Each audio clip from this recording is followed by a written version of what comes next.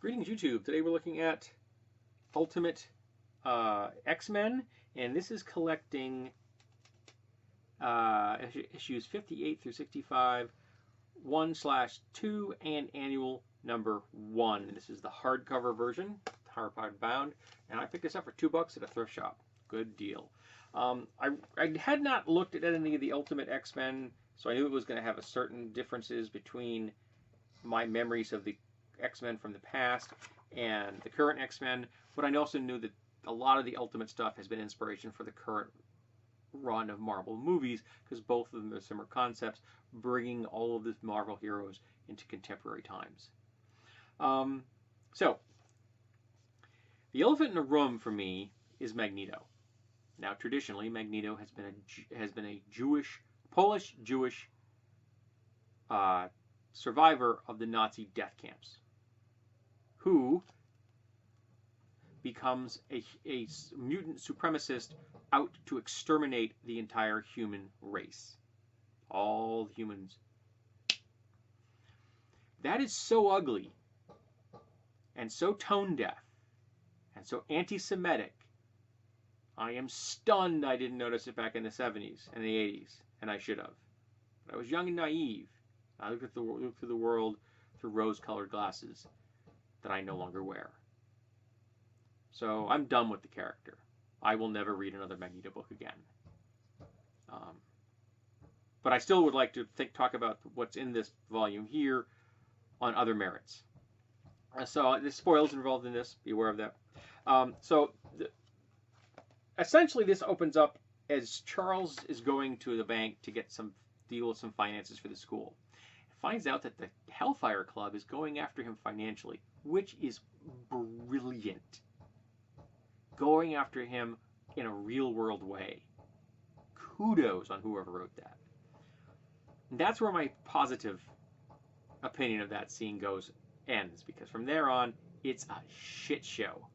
Okay? A robbery takes place. The robber, in the classic American sense, needs money to save his sick sister. The robber, however, is a mutant. What do I mean by that? First of all, he's a real-world mutant. He's a co-joined twin, or they are co-joined twins. Secondly, he's a mutant in the Marvel sense. He has a power that disrupts electrical devices. His brilliant idea, walk into a bank, he'll shut everything electronic down, take the money, and go.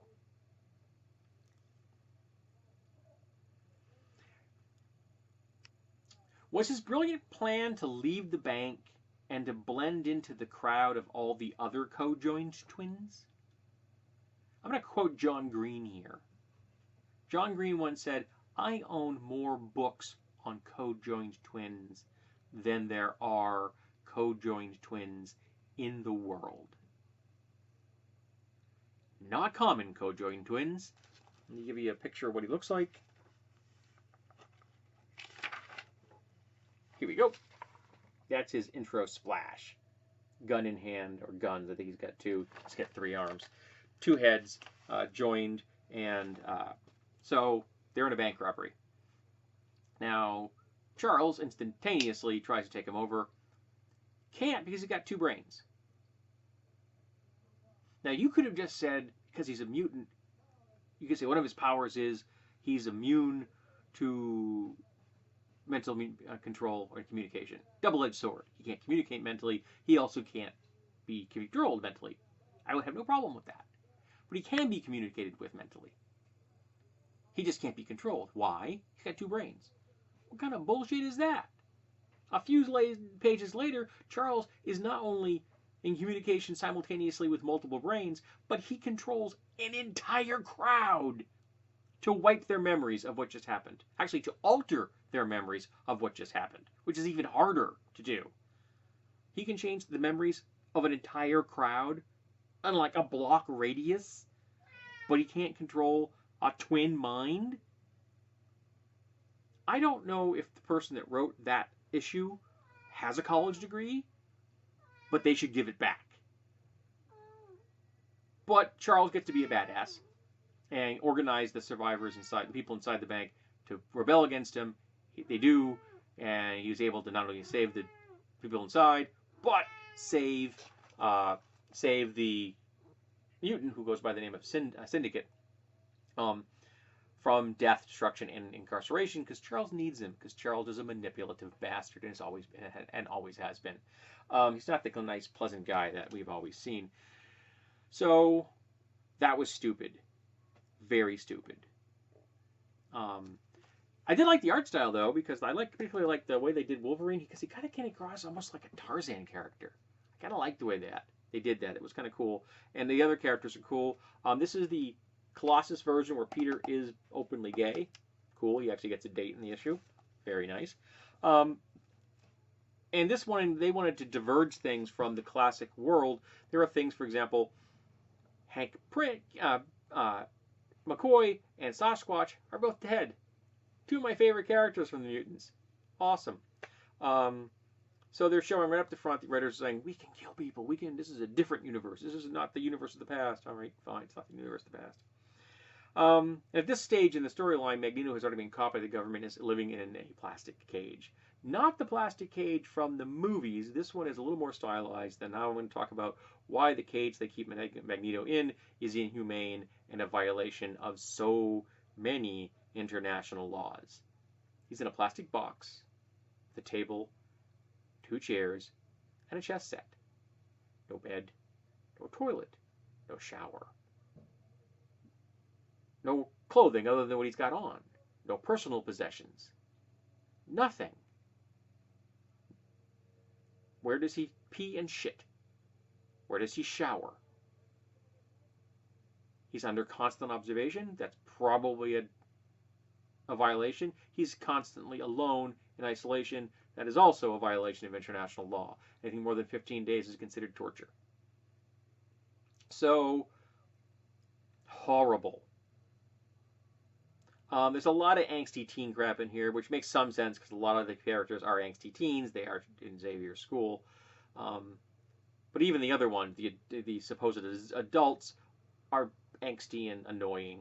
It's one of the reasons I stopped reading comics full time because I realized it was just one big spandex covered soap opera. There are slight differences. For example, Emma Frost runs her own mutant school, so we got 2 competing schools, so they are kind of in communication and cooperation. Xavier has dated a number of the people in this. He's more of a player in this world than he was. He named his cat Mystique after the woman, which is very strange. I'd forgotten that Havoc and Cyclops, the Breaking Brothers, their powers can't affect each other. I'd forgotten that. It made me smile to be reminded of that. It's something I hadn't thought about in a long time. Then again, I don't read comics regularly, and very rarely are they in contention with each other, but they are here. There's a lot of, you're not the boss of me, a bunch of crap. The plans are overly complex, and yet they still have plot holes in them. How mutants and humans are treated is horrible in this. Nick Fury is an immoral jerk. He's absolutely bankrupt. The movie characters are far more sympathetic than ones portrayed in this. There are like no good guys in this. They just aren't. There's a point where someone asks a question of Wolverine, like, what happened to this woman? Because it was a big altercation. And he goes, that's a tale for another day. No, it's not a tale for another day. The person asking him, Storm, thinks she killed the woman. She should know if she killed the woman. That is not a story for another day. That is a, tell me right now, dude, did I kill her? So yeah, there were things in here that were drawn out in a soap opera way, which was really annoying. So I gotta tell you, I don't recommend this. I don't recommend it for the Magneto character who is tone deaf and anti-Semitic, turning a survivor of the Holocaust, the original character, into a man that wants to wipe out the entire human species. The art is pretty. I did like what they did with that. At least the people involved can draw feet. So I can't recommend this version. I didn't read any of this stuff before it. I'm never going to read any of this stuff after it.